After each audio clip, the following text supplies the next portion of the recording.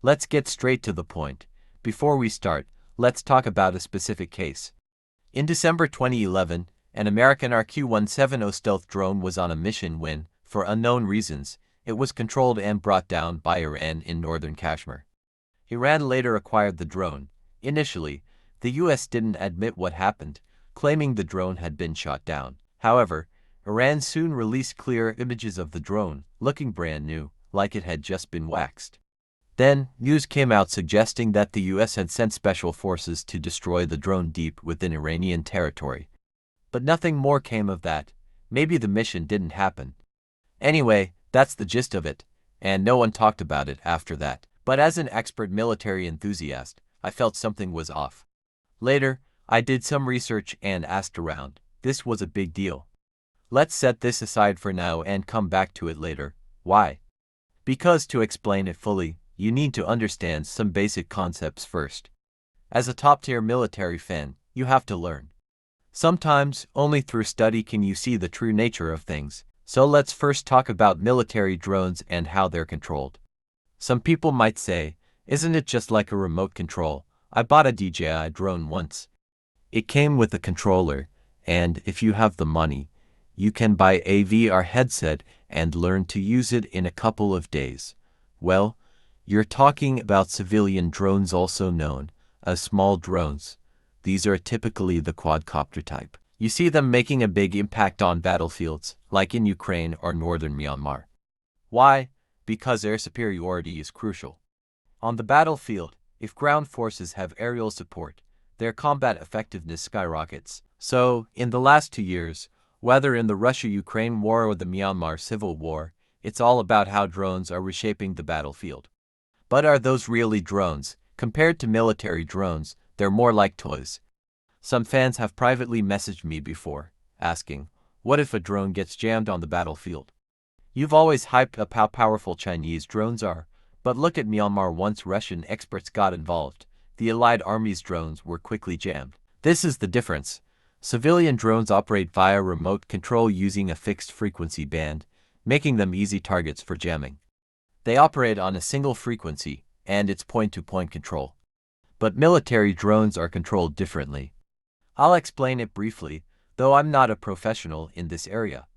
I've learned this over time and will try to use simple language. A real military drone, when executing missions, is controlled by what's called a data link, a high-tech battlefield neural system. This system controls the drone using frequency hopping technology. What's frequency hopping?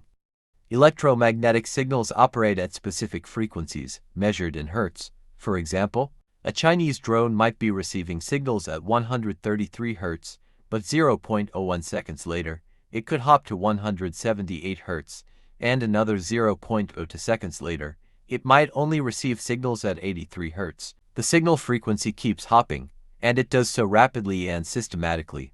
The timing of these hops forms a code. So, unless you know the code and the exact timing of the frequency hops, jamming is almost impossible. And all of this is managed by the data link, which is essentially the battlefield's neural system. This is complex stuff, and I'm not sure if you fully understand it. But to put it simply, real military drones are controlled by a data link, and jamming them during a mission is nearly impossible unless you jam the entire data link. Typically, the data link's control center is either in the US or on an aircraft carrier. So, trying to interfere with their neural system is nearly impossible. Now, if you want to know how the US's neural system works, we can only touch on the basics because it's too advanced. It's called C4, which stands for C4KISR. This is the core strength of the US military. Back in the 1990s, during the Gulf War or the Kosovo War, the US found that its Air Force, Navy, and missile drones all had separate control systems that couldn't communicate with each other. This lowered the efficiency of their warfare efforts. When I say lowered, I mean compared to today's C4 system, it was already the strongest in the world back then. For example, during the Iraq War, an American F-16 might have been tasked with bombing a missile base, but mid-flight, it spotted a small Iraqi armored unit. The armored unit also noticed the F-16 and would likely relocate within 10 minutes to avoid the strike. The F-16 couldn't just change its mission mid-flight, so the pilot had to report the sighting to the Air Force Command, which would then inform a Ticonderoga-class cruiser in the Persian Gulf to launch a missile strike against the armored unit. But by the time the command chain was followed, the unit would have already moved. With the C4 system in place in the 21st century, things changed. When a pilot encounters an unexpected situation, they report not to their superior, but directly to the C4 command system. The C4 system processes the information and immediately issues an order to the most suitable unit for the job. This is all pretty complicated, even for me, so let's use a more concrete example. After 9/11, as the world's only superpower, the US was furious. They had never been attacked on their home soil like this, not since the early days of their founding when the British burned down the White House. Naturally, they weren't going to let Osama bin Laden get away with it. From that point on, finding and killing bin Laden became a national priority. But bin Laden was no ordinary guy. He had been trained in guerrilla warfare during his youth. Some even say he was trained by a certain Eastern nation. This part is a bit sensitive, though. You might think I'm making this up, but I'm just talking history.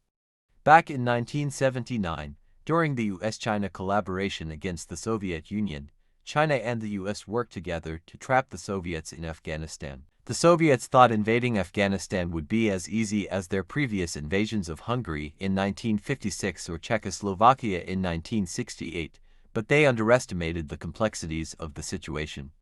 When China gets involved, things take a different turn.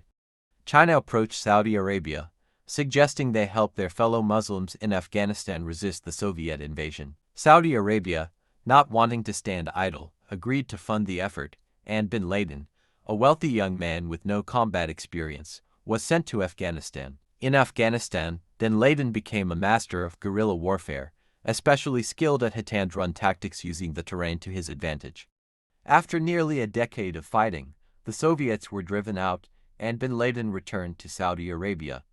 However, by then his worldview had drastically changed, and he harbored a deep hatred for the US, especially for its military presence in Saudi Arabia. Fast forward to 2010, and bin Laden was still a thorn in America's side, constantly disrupting their plans and strategy in the Middle East. You see, why did bin Laden choose to engage the US military in Afghanistan?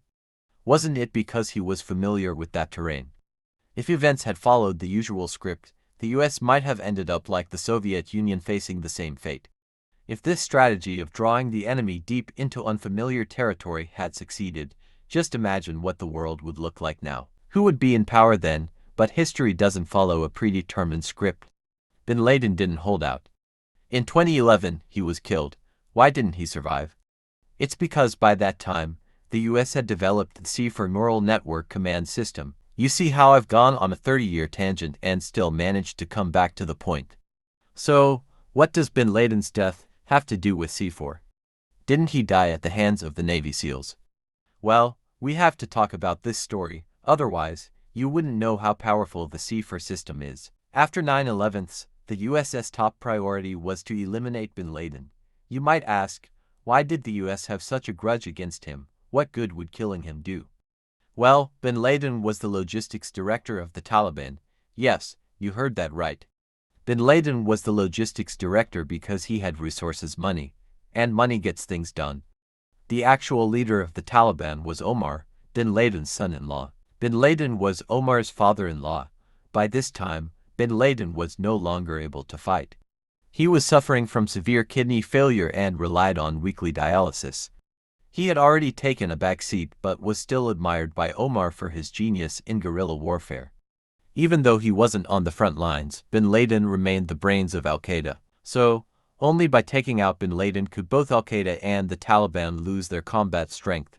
Finding and killing him was the most urgent task for the US military over the past decade. However, bin Laden was elusive. He never used any electronic devices, not even a satellite phone. He sent orders the old-fashioned way, through couriers.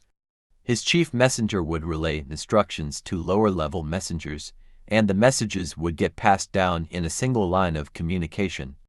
Even if a messenger was captured, unless it was the chief messenger, bin Laden would remain safe. This caused the US a lot of headaches. No matter how advanced the P-3 electronic surveillance planes were, if the target didn't use any electronic devices, who could they listen in on? For 10 years, The CIA and US forces in Afghanistan were arresting people left and right, believing it was better to wrongfully capture 1,000 than let one slip away. The suspects were all detained in Guantanamo Bay. Guantanamo is in Cuba, at the US Naval Base in Guantanamo Bay. It's like the gateway to hell, comparable to Unit 731. Once you're there, it's waterboarding 3 times a day. Some might ask, what's waterboarding? It's a brutal torture method where the victim is tied to a chair, a cloth is placed over their face, and water is poured on it, causing extreme pain and the feeling of suffocation. You might ask, isn't the US big on human rights? How could they engage in torture? Well, that's the strange thing about the US. Torture is allowed, but to protect human rights, they added a clause. During waterboarding, the water temperature must be between 15 and 35 degrees Celsius to ensure the detainees' rights. It's a strange logic that we in China just can't understand. You're torturing someone, but you're worried about the water temperature. Isn't that just wanting to play both roles, to act morally superior while engaging in the immoral? But let's not dwell too much on Guantanamo. The detainees who were tortured there gave confessions, and every bit of their information was uploaded into the C4 Neural Networks database. The sheer volume of information was overwhelming. But this neural network's processing power is beyond what any human mind could achieve. It sifted through all the confessions and eventually zeroed in on one important fact. There was a loyal member of Al-Qaeda named Kuwaiti, who might be bin Laden's second-level courier. However, this man, Cole, had already been captured in 2004, so over the next 5 years, his confessions were extensive. C4 Neural Network flagged that in his confessions, he consistently downplayed the importance of someone named Kuwaiti, which triggered an alert in the system, indicating that this individual was likely very important. After intense interrogation, Cole broke down and confirmed that Kuwaiti was indeed his superior. C4 then cross-referenced global phone records and satellite signals from the past 6 years, eventually identifying Kuwaiti as a man named Saeed Ahmed, who had lived in Kuwait from a young age and had fought alongside bin Laden against the Soviets in Afghanistan. Once this was determined, C4 tracked his movements and suspected he was operating in Pakistan, not Afghanistan. This led to a series of events where US drones tracked Kuwaiti's movements, eventually leading them to a compound in Abbottabad, Pakistan. Through analysis of satellite and surveillance footage, C4 concluded that this compound was likely bin Laden's hideout. Finally, in 2011, President Obama ordered the Navy SEAL Team 6 to conduct Operation Neptune Spear, leading to bin Laden's death. This entire operation was possible due to the C4 Neural Network system. After bin Laden's death, the US military became increasingly reliant on this system, believing it gave them an unbeatable edge.